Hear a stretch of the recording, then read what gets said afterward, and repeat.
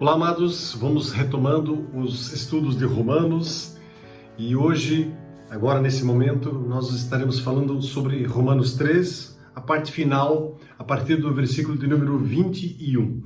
Então, amados, convido todos já que peguem a sua Bíblia, vamos lá dar uma olhadinha naquilo que está escrito e o que o Senhor tem reservado para nós. Eu tenho uma convicção muito forte no meu coração. Toda vez que nós abrimos a Bíblia, Deus Ele quer falar conosco. Deus, Ele deseja se comunicar com a gente.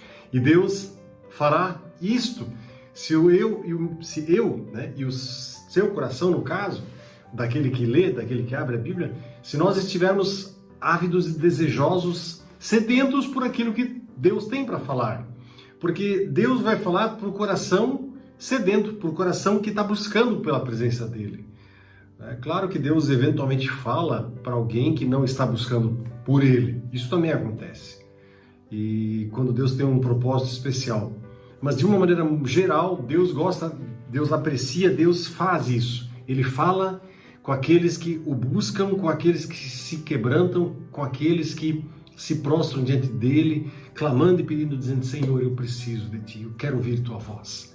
Então que esse seja um momento destes na vida sua e minha, para que realmente a bênção do Senhor repouse sobre nós. Amém? Então, vamos orar, falar com o nosso Deus e, como nós sempre fazemos, vamos lançar esse momento nas mãos dEle. Pai querido, no nome de Jesus, abençoa, Senhor, abençoa esta palavra, abençoa Tua presença aqui nesse lugar, nesse momento, abençoa, Senhor, Tua graça, Tua vida, Tua alegria, Senhor, que elas estejam sobre nós, que elas estejam superabundando em nossas vidas de tal jeito que a gente possa perceber, e quem sabe palpar a Ti mesmo, Pai.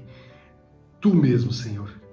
Pai, nós desejamos a Tua presença, nós precisamos de Ti, nós queremos que Tu realmente faças algo novo em nós. Em nome de Jesus, não permita, Pai, que nós sejamos e continuemos como antes, mas muda-nos, transforma-nos, quebranta-nos conforme o Teu querer. Repreendo todo o mal, toda operação de engano, toda a intenção do diabo de atrapalhar esse momento, eu repreendo na autoridade do nome do Senhor Jesus Cristo. Amém e amém. Então vamos lá, gente. Convido então a que abramos a palavra lá em Romanos, de capítulo número 3. E agora, nesse momento, nós estaremos a partir do verso de número 21. Tá bom? Então já convido vocês a que possamos juntos ler a palavra. Mas agora se manifestou sem a lei a justiça de Deus, tendo o testemunho da lei dos profetas. Aqui Paulo está falando sobre a justificação pela fé em Cristo Jesus, o que é a justiça de Deus? Se o homem ele fracassou em obter essa justificação, e se essa justificação justamente ela é necessária para que nós possamos nos aproximar de Deus, então como é que o homem pode obter essa justificação? Como é que Deus pode ser justo quando ele, por exemplo, absolve um cara que cometeu um monte de erros e pecados e declara aquele cara lá, não, esse é justo? Onde está a justiça de Deus ali nesse negócio? Paulo acabou de tornar o problema um pouquinho mais pesado, colocando e provando, por A mais B, nós vimos isso nos versículos anteriores de Romanos 3, que o homem, ele é pecador. O homem, ele foi concebido em pecado, ele vive em pecado, ou seja, ele é miserável e não tem jeito para o homem. Então, assim, se Deus declara o homem justificado, ele estaria declarando o injusto justo. Mas como é que pode isso? Que base Deus teria para fazer um negócio desses? E a resposta de Paulo aqui mostra a sabedoria e o envolvimento de Deus nessa questão do pecado do ser humano. Então, lá no versículo que nós acabamos de ler, essa justificação pela fé, ela se manifestou agora. Mas agora se manifestou sem lei a justiça de Deus, tendo o testemunho da lei e dos profetas. Essa justiça de Deus, essa justificação de Deus através da fé em Cristo, ela se manifestou sem lei. Então, amados, nós estamos aqui falando de algo que Paulo coloca que essa justificação ela não acontece por intermédio da lei. E essa justificação, ela tem a lei e os profetas como testemunhas. Olha só que interessante. Manifestou agora, sem lei, e com as testemunhas. Quais são as testemunhas? A lei e os próprios profetas. A justiça de Deus, né, como ele coloca no versículo 21, Paulo que quer dizer que essa justiça ela é concedida por Deus. Ele é que faz isso. E essa justiça ela é sem lei, no sentido de que ela não é uma justiça merecida ou adquirida através da guarda da lei. Não. Não foi por esse intermédio que nós obtivemos essa justiça de Deus. Sem lei, né, a justiça de Deus se manifestou. Ou seja, eis aí a justiça que Deus envia, né, e que ela é revelada por Deus. Embora diferente de qualquer justiça buscada pela guarda da lei, ela é testemunhada pela lei e pelos profetas. Então nós vimos, ela é manifesta agora, ela é sem lei e ela é testemunhada pelos profetas e pela lei, como no versículo 21 está dito. E aí no versículo 4, 22, desculpe, ela vai falar que ela é mediante a fé em Cristo Jesus. Olha só, isto é, a justiça de Deus pela fé em Jesus Cristo para todos e sobre todos os que creem, porque não há diferença. Ou seja, ela é mediante, ela é através de Jesus Cristo. Não tem como nós obtermos essa justiça de Deus se não for por intermédio de Jesus Cristo. E aí ele vai dizendo, né, o Paulo vai dizendo que ela é para todos os que creem. Isso está no versículos 22 e 23. E aí no 23, como 22 já lemos, e no 23 ele diz assim, porque todos pecaram e destituídos estão da glória de Deus. Se a justiça ela é concedida, para quem ela é concedida? Essa justiça ela é realizada através de uma causa que os teólogos chamam de causa eficiente, né? Ou seja, a fé que tem por seu objetivo Cristo. Essa é a causa eficiente, Cristo.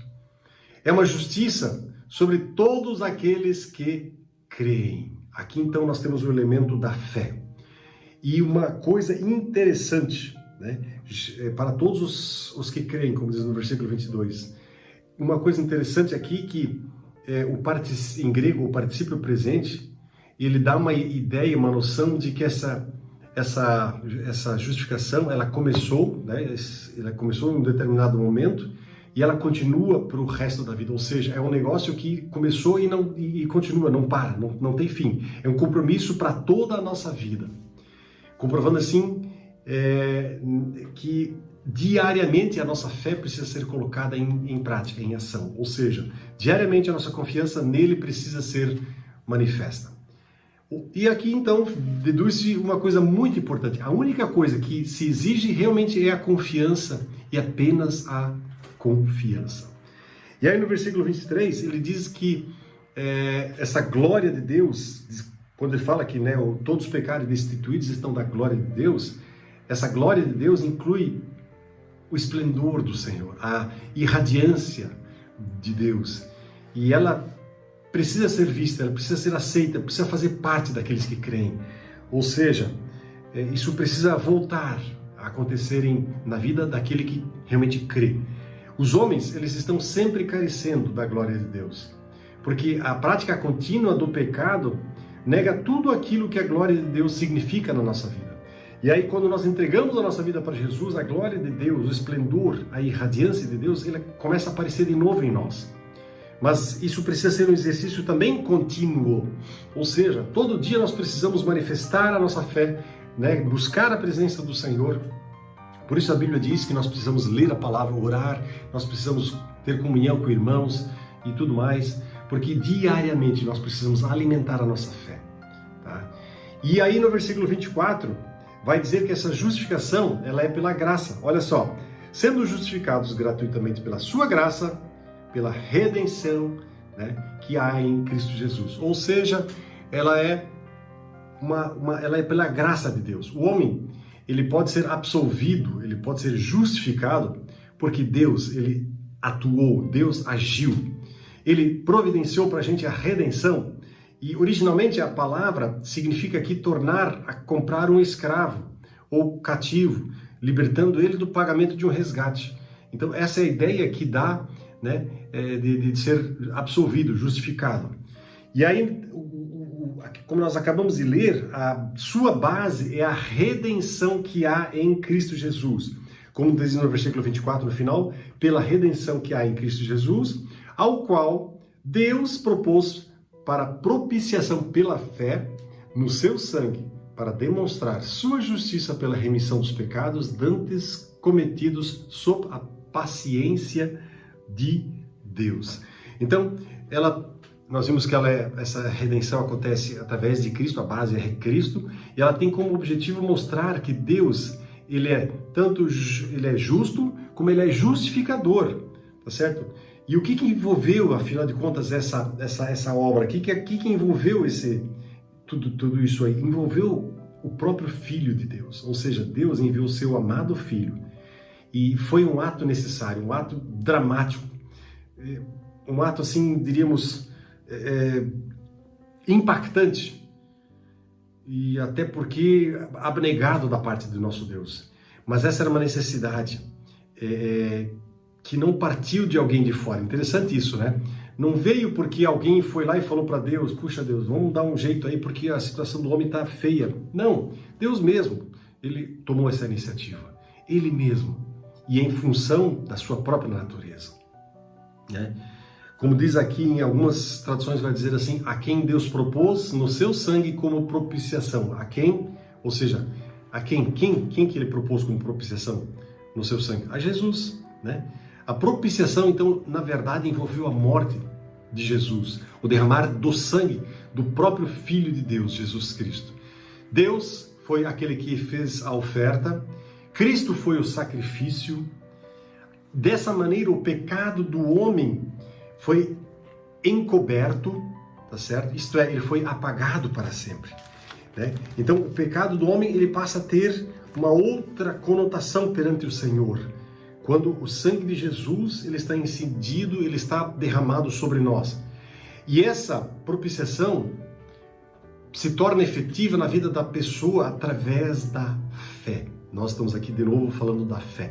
E a fé é essa confiança, e essa confiança precisa ser colocada, obviamente, em Deus, né, em primeiro lugar. Mas também envolve a fé naquilo que ele fez, ou seja, envolve a fé tanto nele, no Senhor, como também naquilo que ele fez, ou seja, na obra de Cristo Jesus na cruz.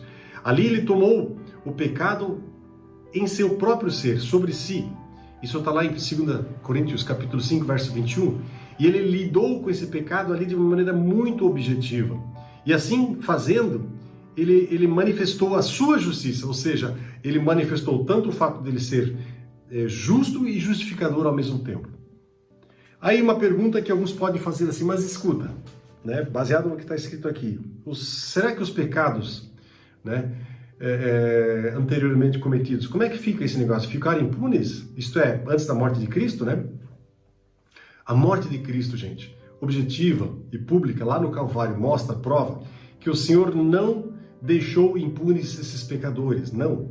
Sabemos que ele estava ali resolvendo o problema do pecado do ser humano, tanto do passado, da humanidade, como daqueles que estavam ali no presente e daqueles que ainda seriam cometidos no futuro, porque isso ele declarou através dos seus apóstolos e profetas, esse trabalho dele. E esses pecados, gente, do passado, foram cometidos, como nós acabamos de ler aqui, sob a sua paciência, na tolerância de Deus. Lá no versículo 25, como diz assim, pela remissão de pecados dantes cometidos, sob a paciência de Deus. O Senhor não se esqueceu dos pecados, embora não resolvesse eles imediatamente, tá certo? A ação de Deus na cruz, gente, foi mais do que um ato de justificação, de defesa por nós, seres humanos, tendo em vista, obviamente, a história do ser humano do passado. Ela também foi a manifestação da justiça no tempo do presente. No verso 26, ele vai dizer o seguinte, para a demonstração da sua justiça nesse tempo presente, para que ele seja justo e justificador daquele que tem fé em Jesus. Deus, ele precisou fazer tudo isso para ele ser justo e justificador ao mesmo tempo. Então Deus não se esqueceu dos pecados de outrora, não. E o Senhor, ele precisava ser justo. Agora, quando declara justificado aquele que crê em Jesus. Ele não passou uma lei dizendo, né, que aquele que crê em Jesus seria declarado justificado simplesmente porque assim foi dito. Não. Antes, ele agiu, o nosso Deus operou, atuou. O Pai, o Filho e o Espírito Santo entraram na arena por causa do pecado do ser humano, por causa do meu pecado e do seu pecado.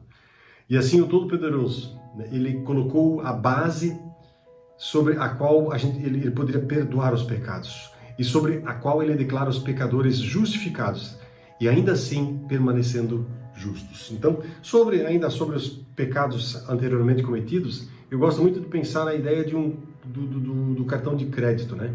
Quando a gente vai fazer compra, a gente mostra o cartão de crédito, se assim nós fizermos a compra desse jeito, e aí na hora você leva o produto, mas fica uma situação meio estranha, né? Porque você tem um produto, mas tipo você não pagou ainda. Então os sacrifícios cometidos no Velho Testamento e antes de Cristo, eles têm mais ou menos essa função do cartão de crédito. Eles, né, estão ali, o negócio está assegurado, a compra está feita, né? Mas somente quando Jesus Cristo derramasse o seu sangue, tudo aquilo seria devidamente pago. Então, é mais ou menos assim que funciona. 4 conclusões, bem rapidamente, né, sobre essa obra salvadora de Cristo, ou melhor, de Deus, né, usando Cristo na cruz. Primeiro, versículos a partir do 27. Toda a jactância foi excluída. Onde está logo, versículo 27, a jactância, ela é excluída, né? Pela lei das obras? Não, mas pela lei da fé. Ou seja, não tem mais motivo de a gente se orgulhar dizendo nós fizemos isso, nós fizemos aquilo, nós obtivemos, né, a salvação, eu mereço a salvação porque eu sou um cara legal, sou um cara bom, não faço bobagem, não roubo, não mato, não bebo, sabe? Isso aí esquece, isso aí não traz justificação para nenhum de nós. Toda a jactância foi jogada fora. Uma vida centralizada em obras é uma vida centralizada no ego, ou seja, não serve para Deus. 2, versículo 28, a justificação é pela fé e sem as obras, né? E é o Senhor quem declara o homem justo. Lá diz assim no versículo 28, concluímos, pois, que o homem é justificado pela fé sem as obras da lei. Porque se tem obras junto, não precisa de fé, entende? Se tem uma pequena parte de obras no meio do processo, não precisa de fé. E até porque se tem um pouquinho de obra nesse processo aí, o cara pode alegar dizendo assim, não, mas eu fiz por merecer. E a verdade é que nós somos justificados sem termos feito nada por merecer. Terceiro aspecto, isso vale tanto para judeus como para gregos e para todos os gentios, né? Versículos 29 a 30 vai dizer assim, e porventura Deus porventura Deus somente dos judeus e não o é também dos gentios? Também dos gentios, certamente. Visto que Deus é um só, que justifica a fé, justifica pela fé a circuncisão e por meio da fé a incircuncisão. Ou seja, Deus justifica tanto o circunciso como o incircunciso, tanto o judeu como o gentio. E um quarto aspecto, a fé não anula a lei, gente. Por favor, não vão agora sair por aí dizer, não preciso de lei, a lei vamos jogar fora, a lei só está atrapalhando. Não, nada disso. A fé não anula a lei, antes confirma a lei. Versículo 31, anulamos, pois, a lei pela fé? De maneira alguma, antes nós estabelecemos a lei. Ela é confirmada, a lei, né, ela é confirmada no seu papel de tornar os homens conscientes do pecado. Isso está lá no versículo 20 do capítulo 3 que nós lemos. A lei, ela confronta os homens não apenas com o seu próprio pecado, mas também com o próprio doador dessa lei. Ou seja, o cara está na frente não só do seu pecado, mas está na frente de Deus. E ele tem que resolver o problema do pecado e perante o Senhor ainda. Quando os homens confiam em Deus, que é o doador da lei, eles estão exatamente no lugar onde a lei tinha a intenção de colocar o ser humano. Olha que coisa mais linda, como é impressionante a obra de Cristo Jesus na cruz por mim e por você. Eu espero que esse momento tenha deixado, quem sabe, algumas coisas mais claras na nossa caminhada com Jesus. Mas a pergunta que eu quero ainda deixar contigo é o seguinte: você já colocou a sua vida em ordem com Deus? Você já é um justificado, né, pela fé? E lembro que a justificação, então, ela é somente pela fé, não é pelas obras, ou seja, não tem nada que nós façamos que possamos usar como argumento para dizer eu mereço a fé, eu mereço o meu lar lá no céu um dia mais tarde. Não esqueça isso aí, amado. Como é que você está perante o Senhor? Dá tempo de você correr para Ele e colocar a sua vida nas mãos dEle. Vamos orar. Pai querido, obrigado por essa palavra poderosa, porque Tu és um Senhor que realmente muda, transforma, que quebranta, que nos leva para Ti. E obrigado a Deus, porque Tua é a obra, não nossa. Tu és aquele que faz diferença, Tu és aquele que justifica o pecador, e é o que eu te peço agora. Meu Deus, justifica-nos mediante a nossa fé, nosso quebrantamento, nosso prostrar-nos perante a Tua poderosa presença. Em nome do Senhor Jesus, quebra todo o poder maldito das trevas que opera confusão, que opera qualquer forma de obscurecimento do entendimento dos olhos do coração. Abra, Senhor, os nossos olhos para que a gente possa ver as Tuas verdades.